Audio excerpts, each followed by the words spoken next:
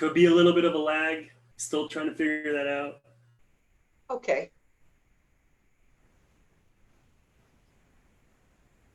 Hey, everybody. We're here with Jet Live episode 2. Cole Ruben Geller, the famous Mother Superior and Rebbitzin, and just a wonderful, wonderful lady. I'm going to be looking off the screen a few times. Here we are. All right. So, Cole, how are you doing today? I'm doing great, actually. I'm doing just great. Thank you, CB.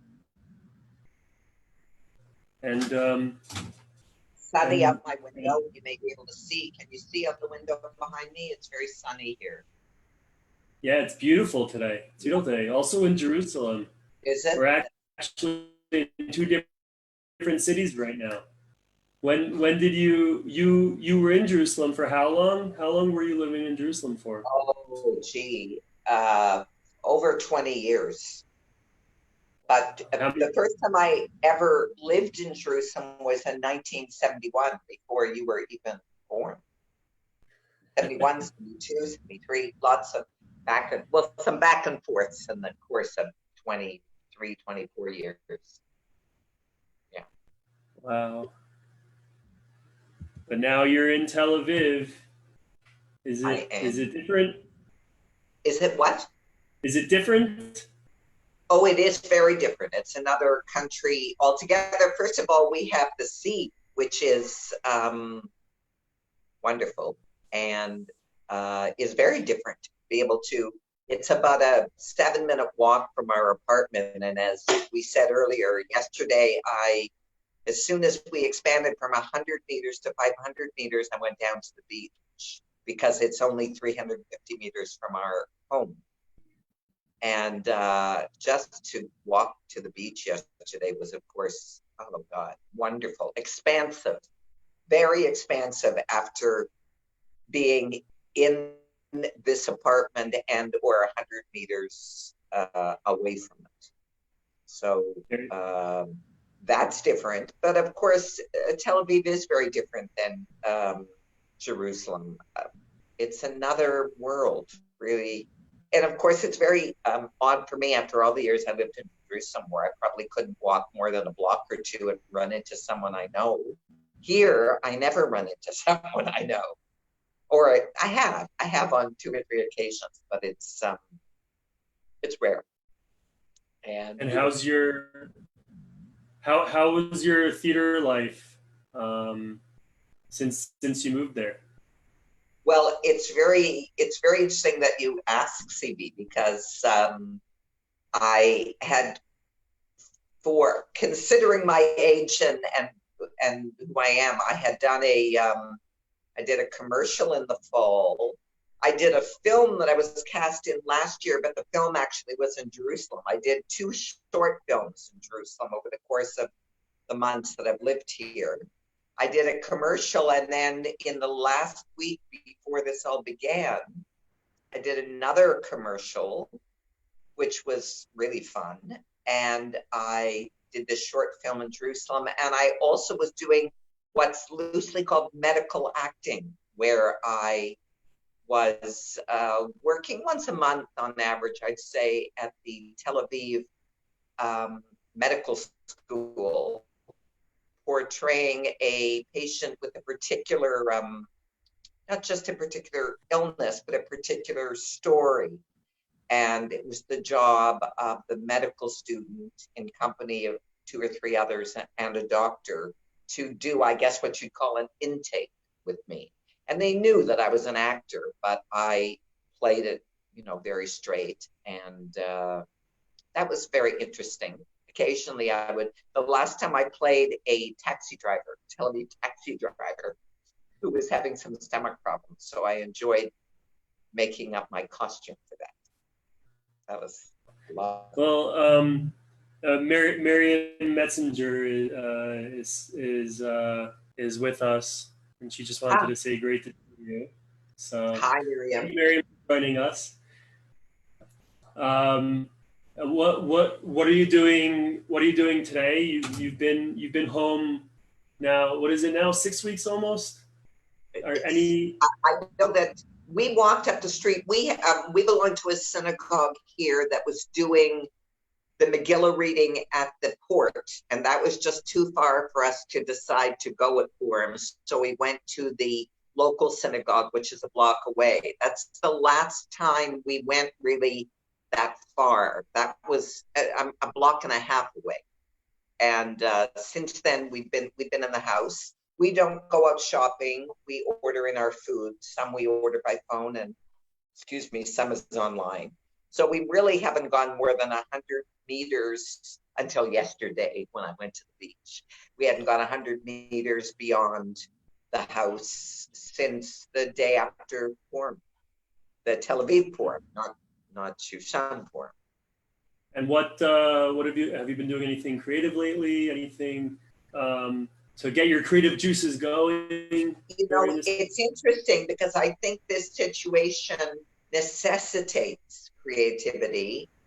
Um, Certainly, I mean, I do some crafts, so I've done some crafts. Um, I we at the last order or 2 orders ago, we discovered that we couldn't get any soap. There was no soap at the super sol. So I began to think about how I could make soap, and I came up with an idea of how to make soap. Oh, I have an Um, actress friend in New York that I could actually put you in touch with. That she makes soap. oh, well, I didn't make bar soap. I made liquid soap, and Oh. it was very simple, but I made it, and something I've been looking to do.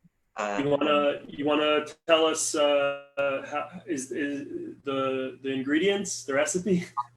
It's very simple. What I did was look around in the bathroom for a bottle of either shower gel or shampoo that we really didn't want to use. I bought some very cheap shampoo at one point, wasn't very good for my hair, so it was partly used. So I took some of that shampoo, and then I realized one of the ingredients on this is kind of well, we'll see. Um, I noticed one of the ingredients in liquid soap is glycerin, and I knew that I'd seen glycerin somewhere in my medicine cabinet. And lo and behold, when I found it, it was, of course, glycerin suppositories for a time when either I or my beloved husband needed a suppository. So, but it was all glycerin. So I took the glycerin, I mixed it with boiling water, I mixed it with the old shampoo, I shook it up in a pump bottle, and I have hand soap to wash my hands like we all have to do.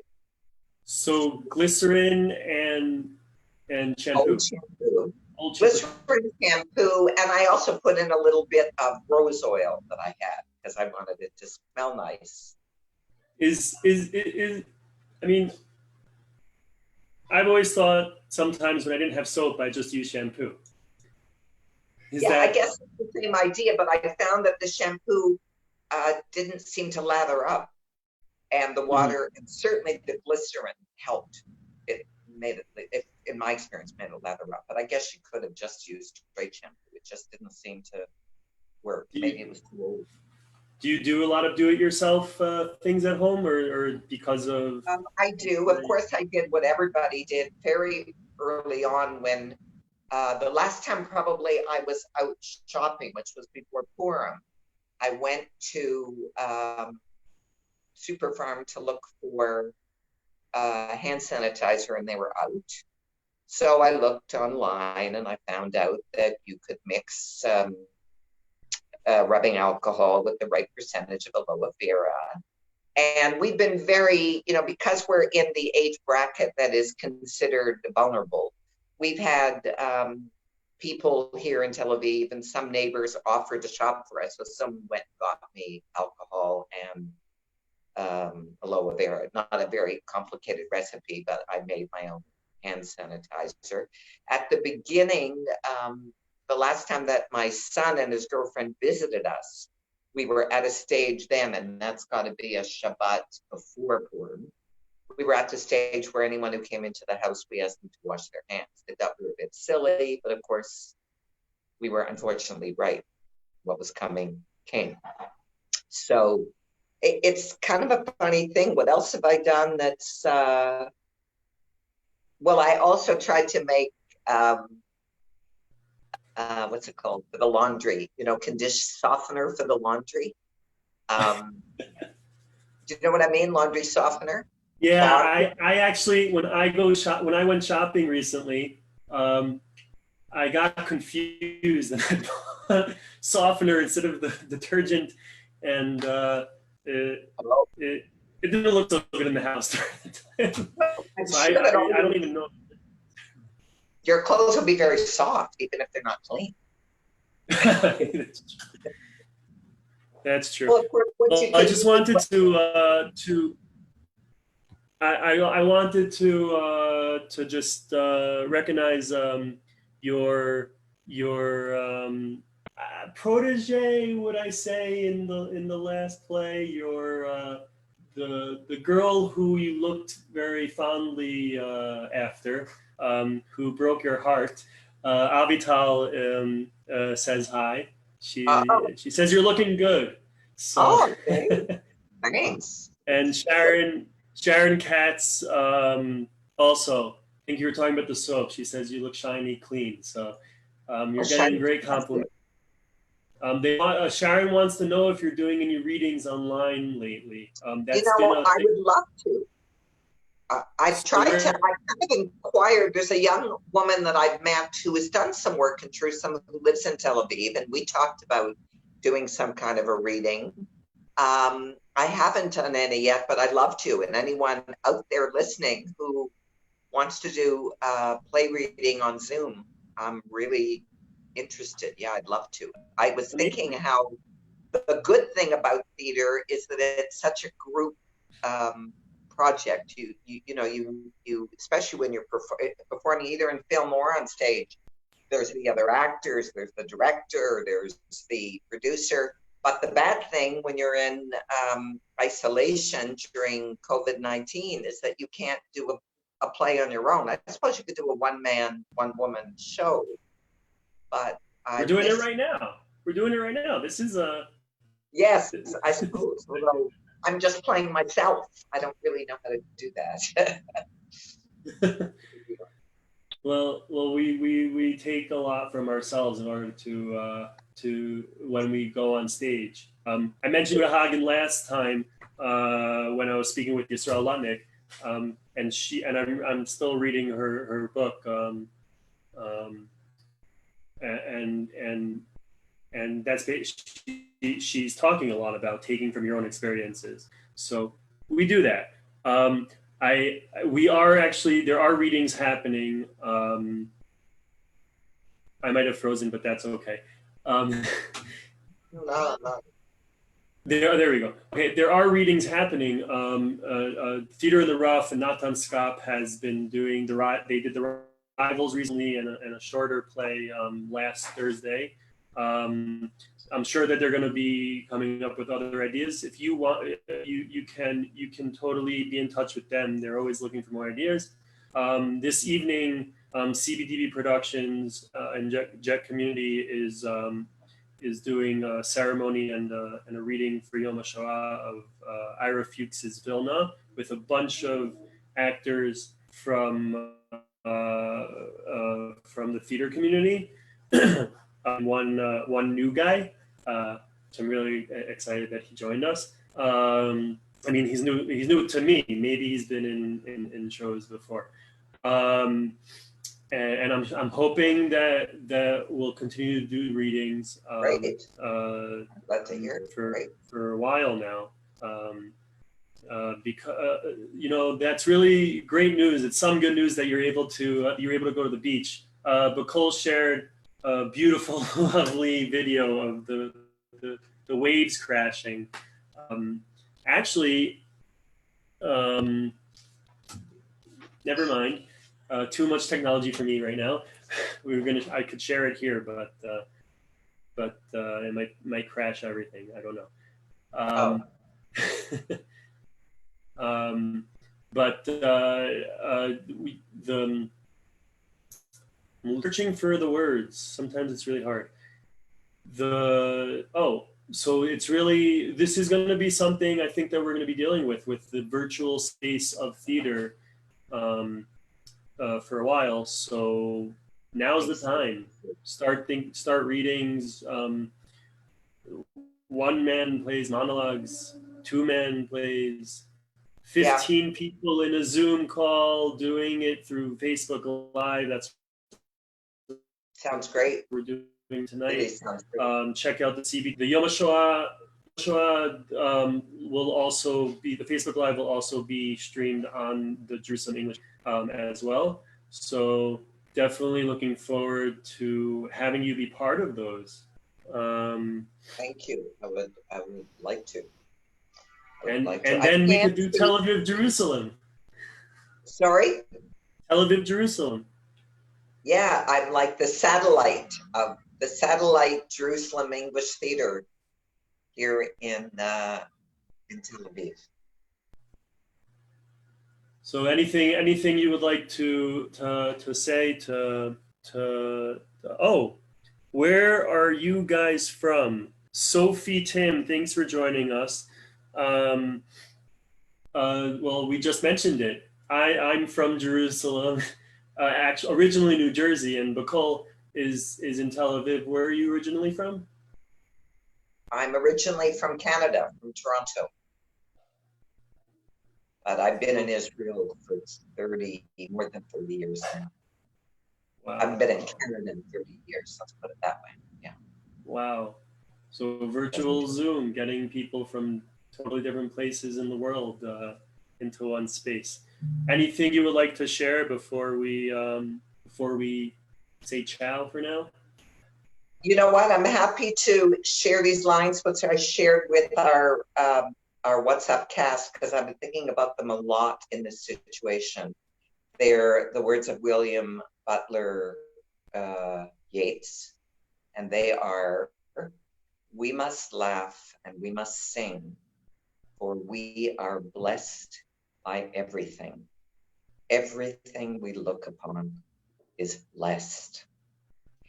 And these lines just came running through my head as I realized in this very difficult situation where people are behaving so nobly in the hospitals, and doctors and all of the medical people, all of the people that work in the hospitals, and all of the people that are going to work to be at a cash register so I can eat. There's so much goodness going on right now. And even though people are suffering and are ill and are dying, there is just so much goodness. And I'm very grateful that I'm healthy and that I have a home and that I have food and that I have friends and colleagues to be online with. And I feel a lot of gratitude, as odd as that sounds.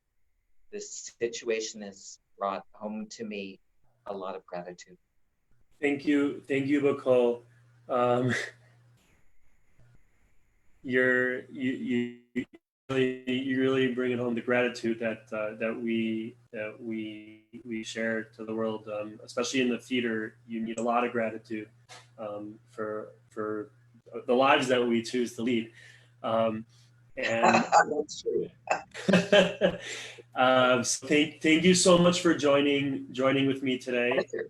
It's so wonderful to see you, and the beautiful skyline behind you. We're joining with us tomorrow evening at 8 p.m. is Rivka Durey, who played she actually made Aliyah, and 2 weeks later auditioned for a show and ended up playing Chana Senesh, which and she's been with the community ever since. And then the day after, also at 8, we have Aryeh Weisberg from Theater at Zion, a new theater company that just debuted a show in January at the Khan Theater. So looking forward to those talks as well. Hope to see you again on our page. And Bakol, thank you again so much. It's great to see you. Before I leave, mwah, Mwah. Right back. thank you. Have a great day. You too. Bye-bye. Bye.